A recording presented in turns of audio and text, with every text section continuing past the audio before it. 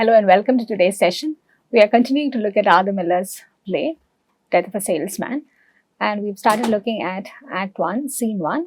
So we are continuing to look at how the events develop in Scene 1 and how the stage is set for the events to follow, how the tone of the play is set by introducing us to the characters, particularly within the living room of Willy Loman, who is also the protagonist.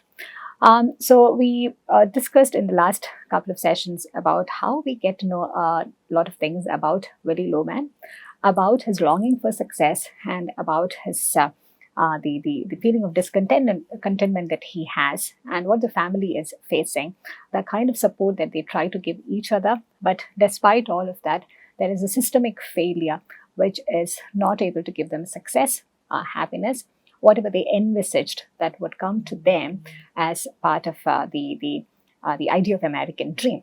So we find that at various levels, at many levels, all the characters are invested in the notion of American dream, Willy Loman particularly, and there is a sense of hope, almost bordering on a sense of false hope that he uses to propel himself forward. And we also find that there is an oscillation between denial and this disillusionment, which keeps happening throughout the play and in all these interactions between the characters. So we stopped at a point when his sons, Happy and Biff, they also begin to wonder whether he had smashed the car against something, because that was also indicative of the recurrence of him being unable to drive properly is also an indication of his failing mental health, his physical the fragile state of his existence in so many ways. So we find that there is a lot of discontentment that Willy Loman has about his sons, about how he hoped they would be massive successes when they grow into adults, but he realizes that they fail to live up to his expectations, and that is also at the heart of this play, that discontentment, that agony over not having achieved what he thought they would. That was also at the heart of this play throughout. So here, halfway through the scene 1, we find that Happy and Biff, they are having a conversation. They are both at home, and this is in contrast to the image that was Willy Loman was presenting to us at the beginning of the play, where he laments the fact that he invests a lot in making this home, and there's hardly anyone to live over here. So this is one of those days where all the members of the family are at home, and both the sons are at home, and we get to know that Biff is 2 years older than his brother Happy, and Biff is also the one that Willy Loman is most worried about. He is the one Willy Loman thought would really make it big in life, given the way his personality was shaping up during his school years. And we'll quickly read through this description, which gives us a sense of both these characters, Biff and Happy, who are the sons of Willy Loman. Biff is 2 years older than his brother, Happy, well built, but in these days wears a worn air and seems less self-assured. He has succeeded less, and his dreams are stronger and less acceptable than Happy's. Happy is tall, powerfully made. Sexuality is like a visible color on him, or a scent that many women have discovered. He, like his brother, is lost, but in a different way. For he has never allowed himself to turn his face toward defeat, and is thus more confused and hard-skinned, although seemingly more content. So they are first talking about their father. Both of them are worried, anxious about what Willy Loman is getting himself into, and they are talking about the way he drives. So when Biff wonders whether his eyes are going bad, Happy reassures him that it's not the eyes. His eyes, he can see all right. He just doesn't keep his mind on it. This is something that we realized even when Willy Loman was talking about his experience while driving. The moment he lowered the windshield, we find him getting completely enamored. We find him getting completely lost in the scenery, and his mind is no longer in the driving, no longer on the road. And more importantly, towards the end of his conversation with Linda, we realized that he even thought that he was actually driving a Chevy when he was driving a Studebaker. So this is the kind of attention that he has been, or the lack of attention that he has on driving, and his mind is not where it is supposed to be. And this is something that is really worrying all of them, including Linda and the sons. And they also, we find them fondly talking about their father. But in spite of this level of fondness and the concern that the family members have for each other, as we mentioned earlier, there is a systemic failure which is unable to keep the family happy, unable to keep the family together despite their best intentions. We find them very fondly talking about him when Happy also mentions that he's got the finest eye for color in business. Yeah. This also brings us to another point here, which is something that the play never really reveals to us. We do not get to know about the kind of product that Willy Loman is aiming to sell as a salesperson. So what we get to know at the end of it, that he's unable to make himself he's unable to reap much success through this his career as a sales person. So at some level, it's also indicating that he's unable to sell himself as a salesperson. So it is not the product which is important, it's the personality which becomes more important. That's also something that Arthur Miller's play is trying to demonstrate to us through these various discussions, that it is not really about what one intends to do. It's also about the how. It's also about how to go about it.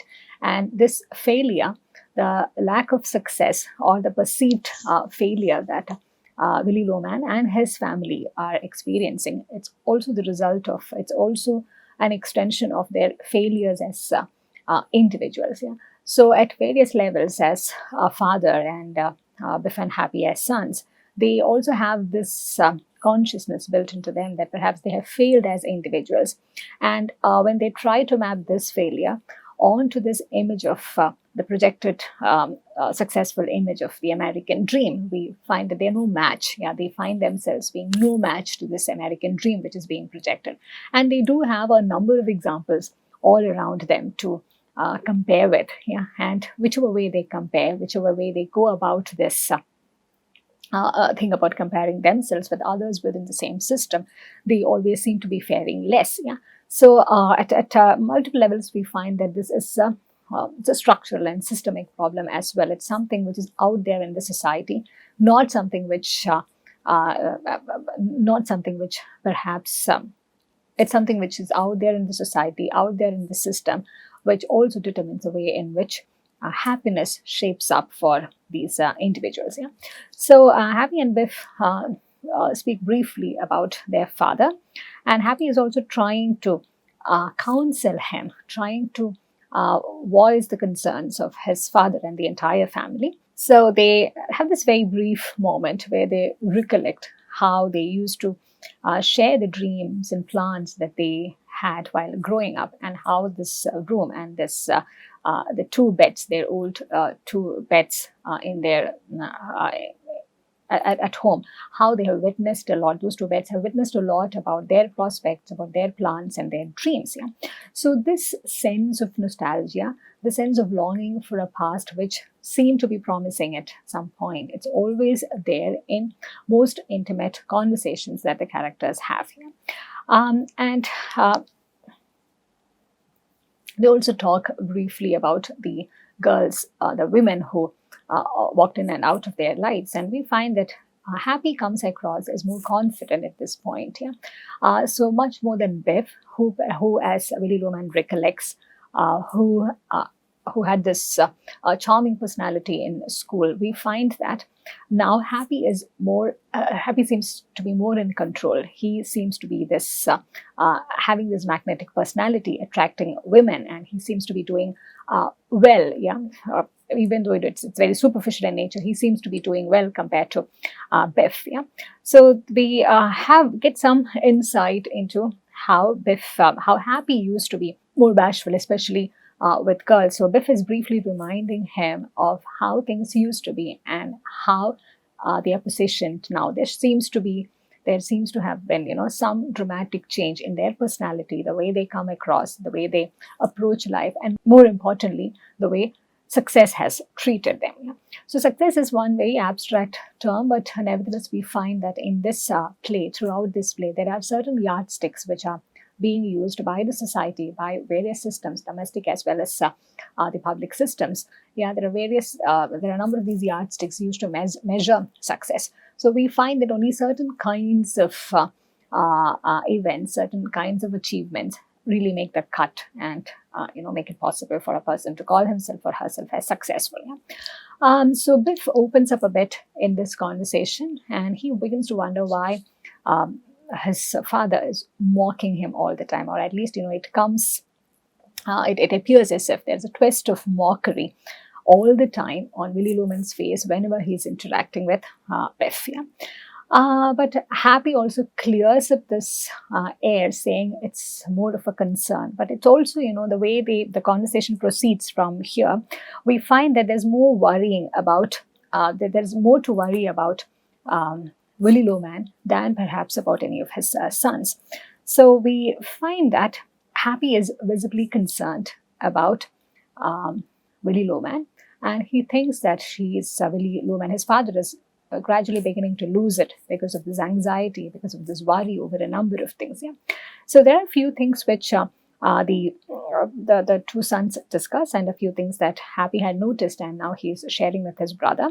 Yeah, I wanted to talk to you about Dad for a long time. If something's happening to him, he talks to himself. So his mental fragility is beginning to show very, very visibly in the way that he is engaging with the world outside. So we find that Willy Loman has come to a point where he cannot handle these things all by himself. He cannot handle this pressure that is building up in his mind, and it is spilling over in these embarrassing ways, as Happy would put it.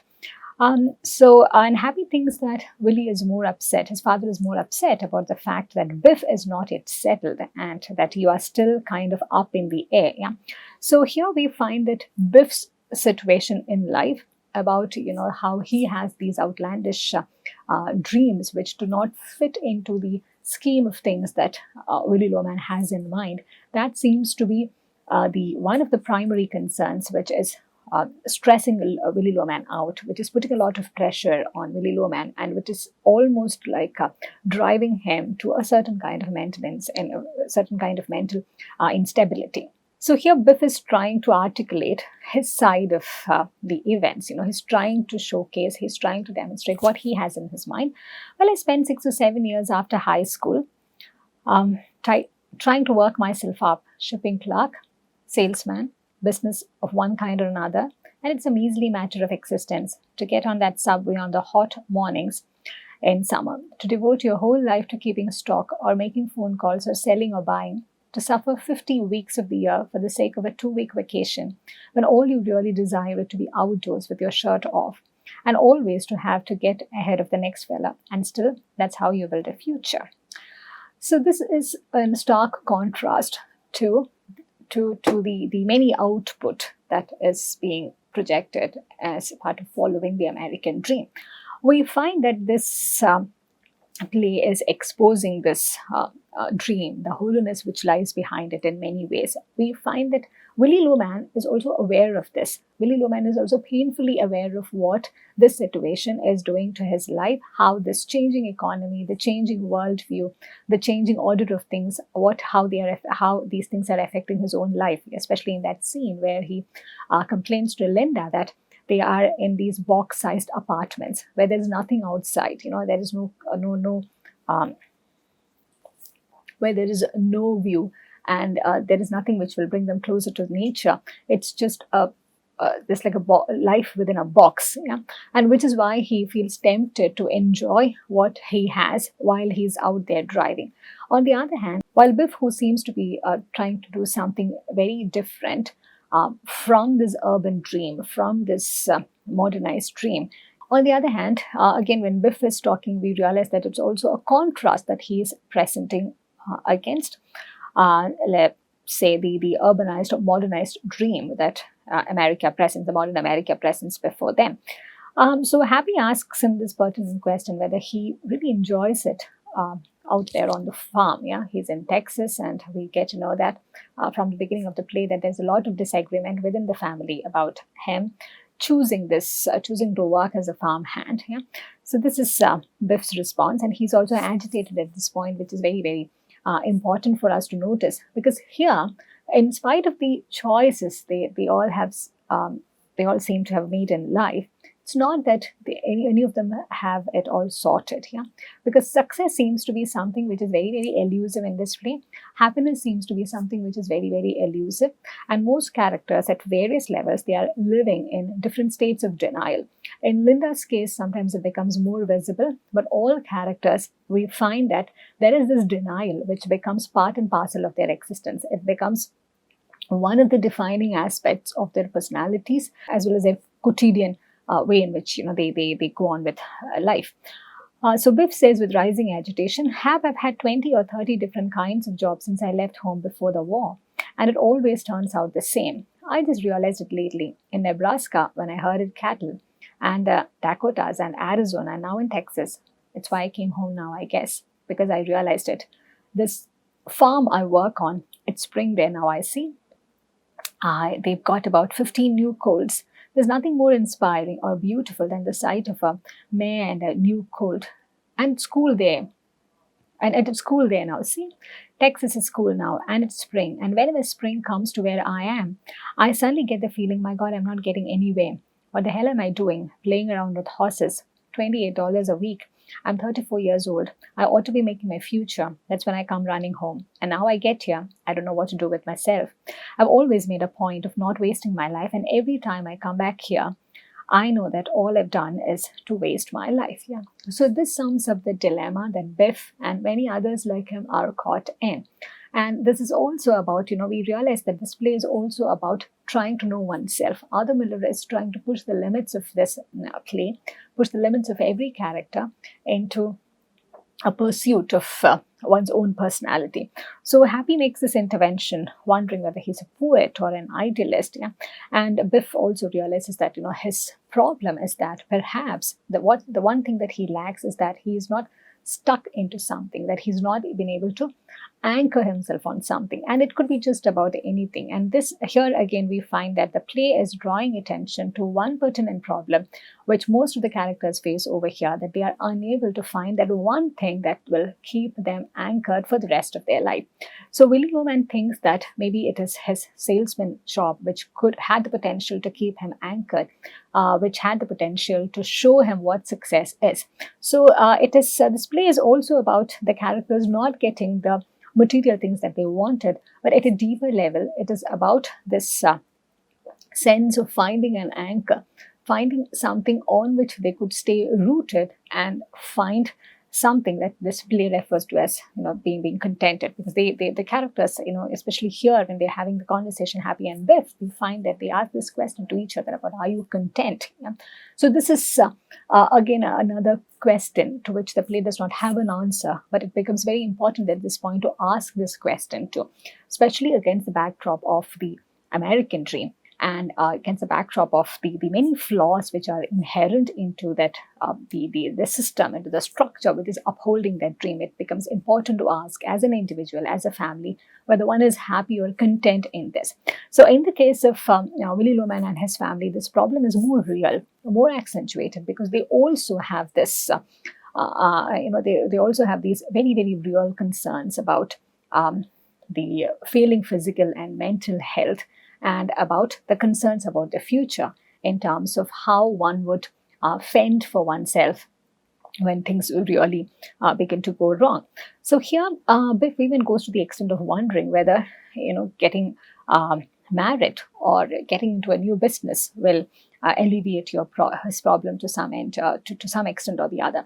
So it is at this point that he decides to ask Happy whether he is content with the kind of success that he has got. Yeah? And we find Happy's response resonating very well with the mindset that Biff has. But the only difference between those two is that they are stuck in two different systems altogether.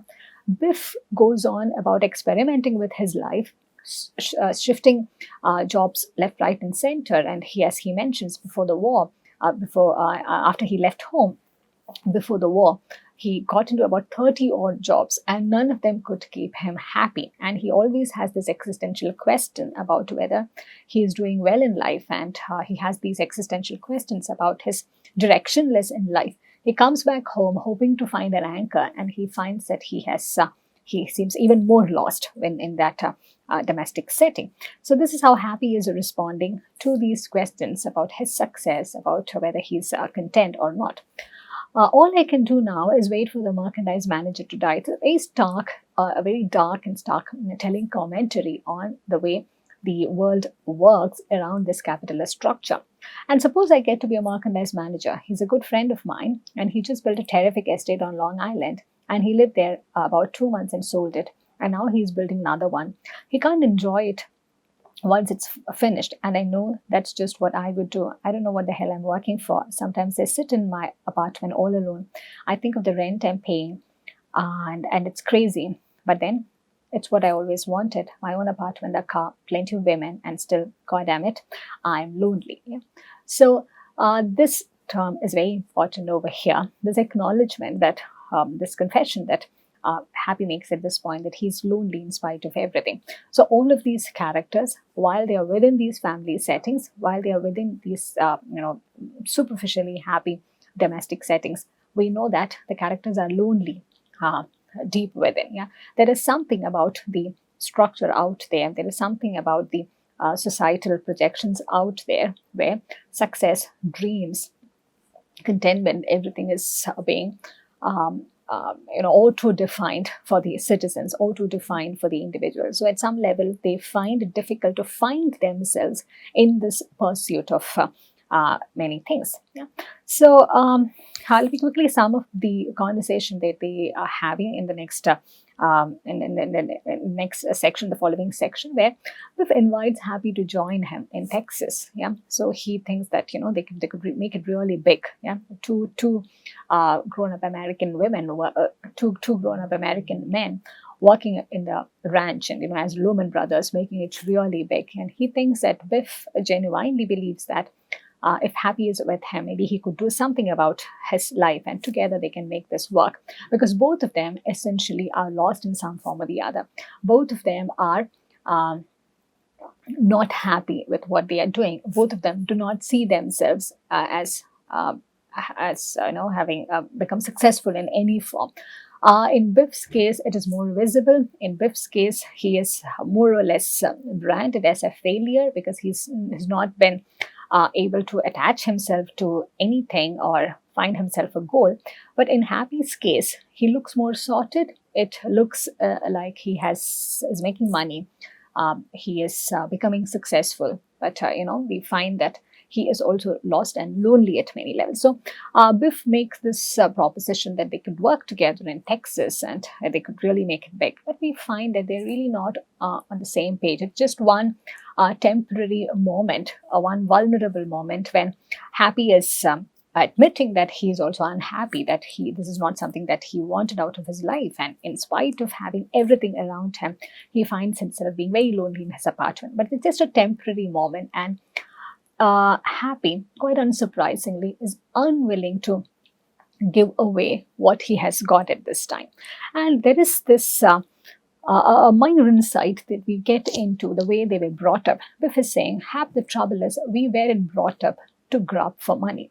I don't know how to do it. And Happy says, neither can I. Yeah.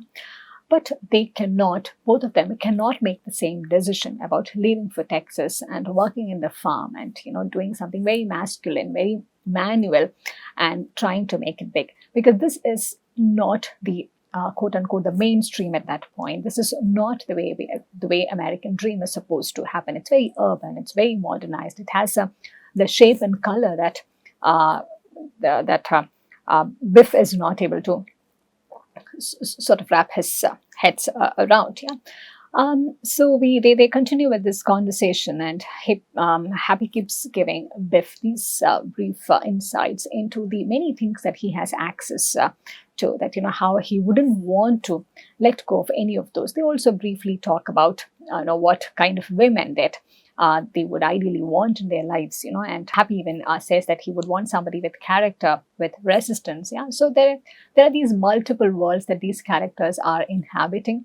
They are idealistic and practical at the same time, especially Happy. We begin to see that there is an idealism which is at work, but that does not pose any kind of resistance to the many things that he is doing. He is out there making money, and he's presenting himself as this very successful, very attractive man who's also sought after. But the lack of happiness inside, this loneliness inside, is not interfering with his actions, interfering with what he wants to do in life. Yeah. So this is where we find that as a foil, Biff comes across more as a failure. Yeah. And as the first scene is about to come to an end, we find that the concerns that Biff and Happy has about Willy Loman, it is the concerns are quite right, because we see that Loman is largely talking to himself, and whenever he is talking to himself, it's mostly about Biff. He is weighed down by his concerns about Biff, and he thinks that Biff is going to end up like a nobody, achieving nothing. His concern is that Biff is going to end up as a nobody, achieving nothing in any terms. So this is one of the things that Willy is caught, musing about. Just want to be careful with those girls, Biff. That's all. Don't make any promises, no promises of any kind. Because a girl, they always believe what you tell them, and you're very young, Biff. You're too young to be talking seriously to girls. So we find that in Willy Loman's mind, Biff is still a child. Yeah? Biff is still that high school boy to whom all other kids were drawn to. Yeah.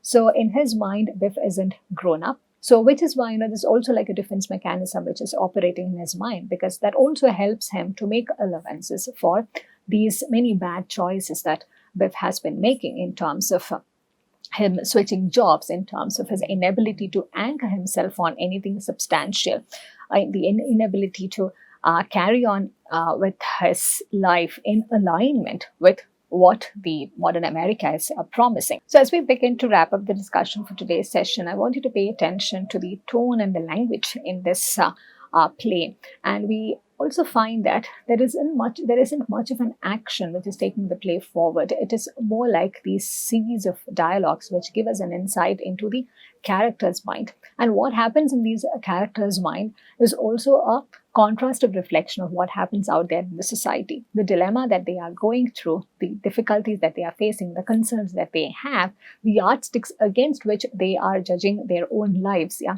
it's all a telling commentary on what happens around them.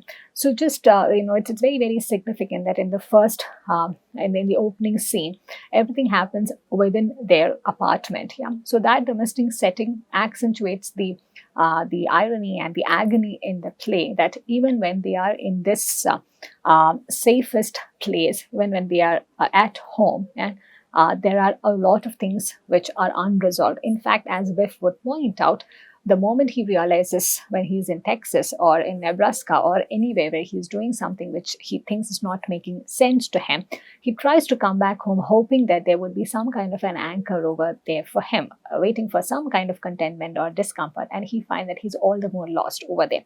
So it also accentuates this agony in multiple ways by projecting home as a space where the discontentment, the disillusionment, and this sense of denial, everything comes together to make them more and more unhappy. And there is hardly anything that they can do to each other or they can draw from outside to resolve the situation. So what this play will continue to keep doing is to broadly expose this shallowness, to expose this void in these characters' lives, and to demonstrate this through these various settings and the various situations that they're encountering, to and use all of that together to critique the American dream, to critique the many lives which do not really make the cut to feature into a success story as part of the American dream. So this, in that sense,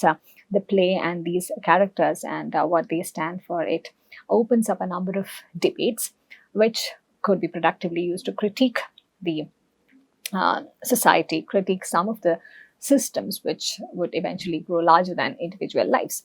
So with this, we wrap up this discussion. From the next session onwards, as we continue with the play, we will also try and bring in a few theoretical frameworks which would help us to better situate the play and the characters during our discussion. So I strongly encourage you to read the play in original so that you will have a better you will also be better equipped to engage with this continuing discussion.